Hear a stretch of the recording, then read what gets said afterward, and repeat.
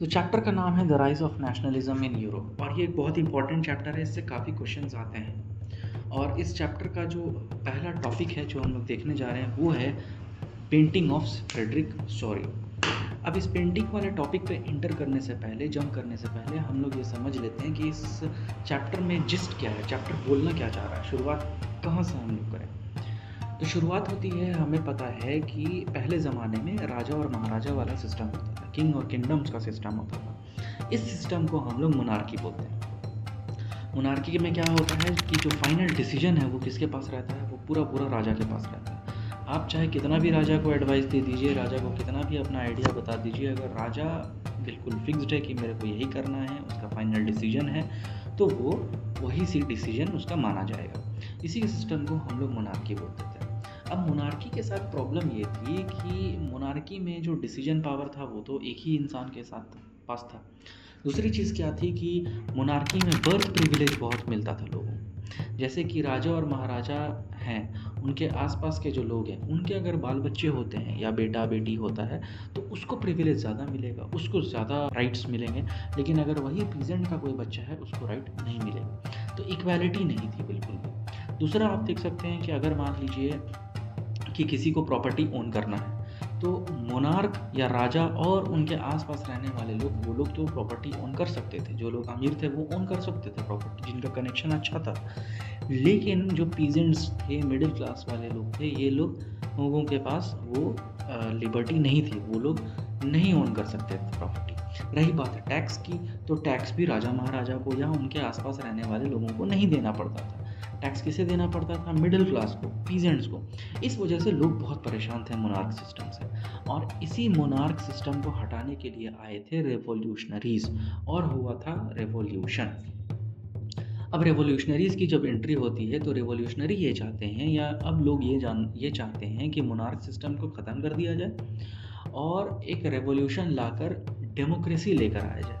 Democracy का मतलब होता है कि हर लोगों का राइट्स इक्वल हो। अगर मैंने वो गलती की है तो मुझे भी सेम सज़ा मिले, चाहे वो राजा हो, और राजा भी अगर वो गलती करता है तो उसे भी सेम सज़ा मिले। ठीक है, इक्वालिटी हो और मेरा भी एडवाइस या मेरा भी आइडिया को रखा जाए, उसका भी मतलब एक इम्पोर्टेंस हो। जैसे डेमोक्रेसी में होता है, हमारे वोट का एक इम्पोर्टेंस होता है, उसी तरह डेमोक्रेसी जब आएगी तो मोनार्क में जो ये सारी चीज़ें हैं जो जिसकी वजह से लोगों में गुस्सा है, वो सारी चीज़ें ख़त्म and in the end democracy आ जाती है, जो हम लोग आज देख रहे हैं। अब फ्रेडरिक सोरियो की बात करते हैं, टॉपिक पे जंप करते हैं। तो फ्रेडरिक सोरियो एक फ्रेंच आर्टिस्ट है और उनका भी यही सपना है कि डेमोक्रेसी आ जाए। तो 1848 में वो 4 प्रिंट निकालते हैं और उसमें वो अपना ड्रीम और विज़न दिखाते हैं। प्रिंट का यहाँ पे मतलब आप पेंटिंग भी बोल सकते हैं। और उसमें वो एक ड्रीम दिखाते हैं, एक विज़न दिखाते हैं कि वो क्या ड्रीम करते हैं। अब ड्रीम क्या था? Dream of a world made up of democratic and social Republic.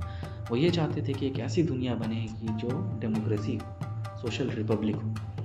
ठीक है, विजन। और विजन वो क्या देखते थे कि the people of the world are group together and identified through their national flag. वो ये देखते थे विजन कि जो लोग हैं वो ग्रुप्ड हों और उन्हें कैसे जाना जाए, उनके नेशनल फ्लैग के नाम पे जाना जाए।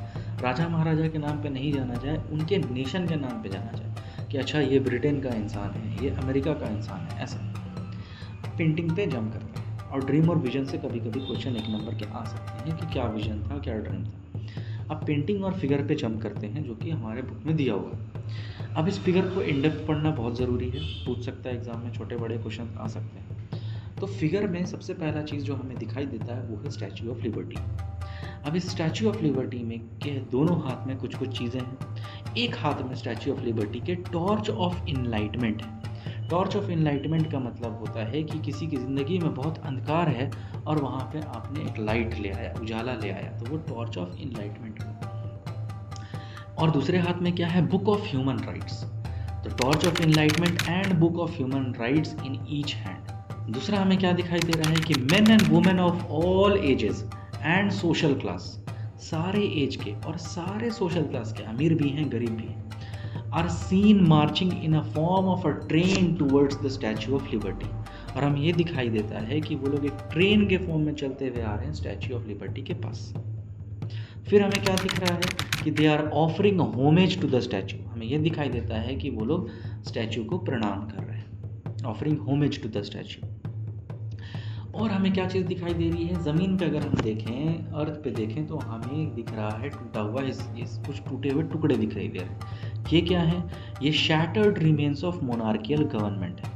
On the earth can be seen shattered remains of monarchial government है, कि मोनार्क टूट चुका है, मोनार्की का जो गवर्नमेंट है ख़त्म हो चुका है, और ये जो रिमेन्स बचे हैं ये बस इसका रिमेन्स यही देखो बचा हुआ, वो चीज़ पेंटिंग के ज़रिए वो दिखाना चाह रहे हैं।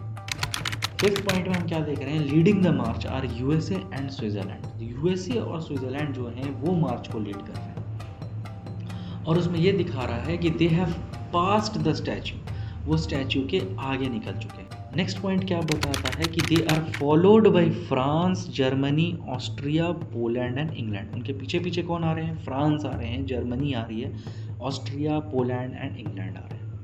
नेक्स्ट हमें ये दिख रहा है last but not the least कि हेवन से, मतलब ऊपर से जीसस क्राइस्ट, उनके एंजल्स, सेंट्स, ये सब इस सीन को देख रहे हैं। जीसस क्राइस्ट हैं, एंजल्स हैं, बड़े बड़े पीर बाबा जो सेंट हैं, वो लोग सब इस सीन को देख रहे हैं और ब्लेसिंग्स दे रहे हैं। ठीक है, तो ये हमारा टॉपिक था फ्रेडरिक सोरियो की पेंटिंग, और आई होप कि ये टॉपिक आपको समझ में आया होगा। नेक्स्ट वीडियो में मिलते हैं, टाटा बाय बाय।